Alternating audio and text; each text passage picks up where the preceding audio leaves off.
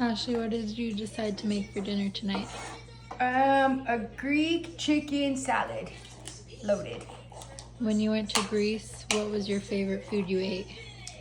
Honestly, I had never had branzino. I had had fish, but never a branzino Greek style, and I had it in Santorini, and it's been my favorite. There's not one single place here that I feel like I've been able to find anything that replicates it.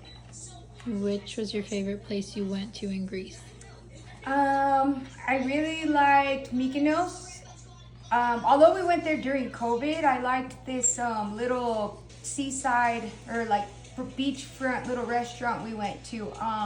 They had like salmon crudo, just very like just fresh fish. But yeah, even though it was COVID, it was so fun. People were literally walking down the streets because music wasn't allowed to be played, so people were walking around with boom boxes.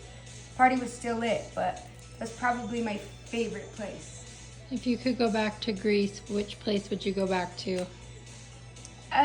Well, place that I didn't go that I would love to go to is Crete, I think is how you pronounce it. It's where Mamma Mia was filmed, and apparently I found out after the fact that they have casinos and stuff there. So I wish I would have gone there, but if I could go back anywhere, I actually would go back to Athens.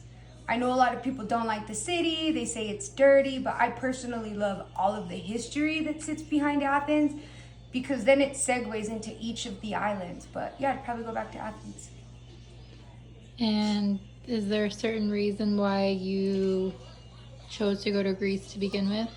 Well, it was my dream. I wanted to be for my dirty 30. But yeah, I always had wanted to go there. I have a dog named Apollo. So Greek mythology has always been a big part of my upbringing, my life. So I've always just been interested. That's really why I wanted to go. I just wanted to go learn, as silly as that sounds. If people were to ask you what to do in Santorini, what would you recommend? Shopping. I know it sounds cliche, but the shops are so pretty.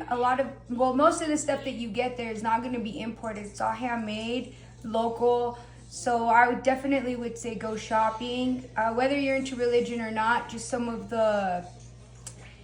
I wouldn't call them temples. I can't remember off the top of my head what you would call them, but just the the facilities where people gather. They're just beautiful.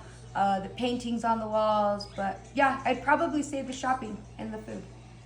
Would you say Greece is family friendly, or is it more for couples or for the elderly? I think it's a little bit of both. I actually ran into one of my high school friends while we were in Mykonos and they were celebrating their honeymoon. So I feel like just depending on which island you go to, you could get a little bit of a feel for everything. If you're going with the sole purpose of just partying, then I wouldn't take kids. But if you're going with the intention of having a little bit of both, then it definitely is very both family oriented and fun.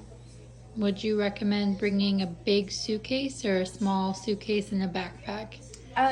So let me go back to the last question. It's also very LGBTQ friendly. So whatever island you go to, the ease just makes it a lot easier out there. But I would not bring a big suitcase. I didn't realize when I went, everything there's cobblestone. So literally you are lugging your luggage up these very narrow and very small roads. You could pay somebody to help bring your luggage up for you, but it's probably not the best idea. I'd probably backpack it for sure, even if it's one or two backpacks, but no big bags. And if someone wanted to book a Greece trip, what would they do? They would come to Buzzing Through the World, and you would let us take care of it for you. And because we know the ins and the outs and the do's and the don'ts, we would make the trip seem so seamless. Just the little things that I wish somebody would have told me. Something as small as don't bring a big ass suitcase.